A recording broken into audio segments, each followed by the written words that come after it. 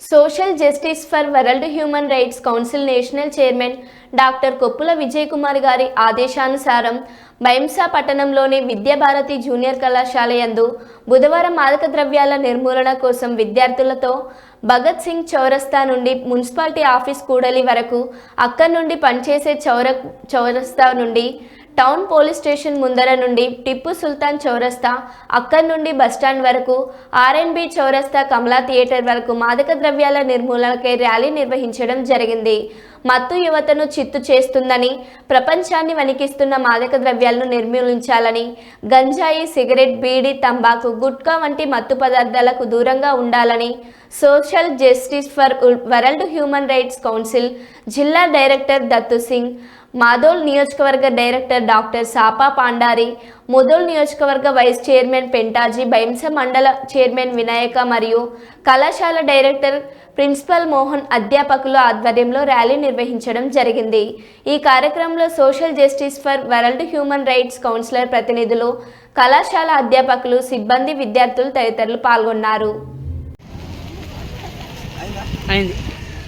Social justice for world human rights council national chairman doctor Koppula Vijay Kumar గారి ఆదేశానుసారం ఈరోజు బైంసా పట్టణంలోని విద్యాభారతి జూనియర్ కళాశాల వారి ఆధ్వర్యంలో విద్యార్థులు బాలబాలికలను ర్యాలీగా తీసుకెళ్లడం జరిగింది.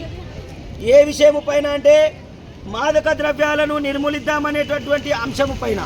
ఈ మాదక ద్రవ్యాలకు యువత అనేటువంటిది ఆకర్షించుకొని గంజాయి, బీడీ, సిగరెట్, గుట్కా, తంబాకు లాంటి వ్యసనాలకు లోనై యువత అనేటువంటిది రోజు రోజుకు బానిసలవుతున్నారు.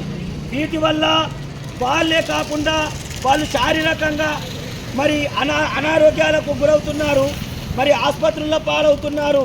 తల్లిదండ్రులు అనేక రకాల మన మీద ఆశలు పెట్టుకొని ఎన్నో రకాల కష్టాలు పడుతూ చదివిస్తూ ఉంటే అనవసరమైనటువంటి వ్యసనాలకు లోనై అలవాటు పడి చెడిపోవడం జరుగుతున్నది. అనవసరంగా ఆసుపత్రుల పాలు డబ్బులు ఆసుపత్రుల పాలు చేయడం జరుగుతున్నది. చివరికి మనం బతుకుతామా అనంటే అది గ్యారెంటీ లేదు.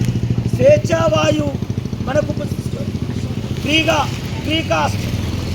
ఇంత మంచి ఆక్సిజన్ అనేటువంటిది దొరుకుతున్నది.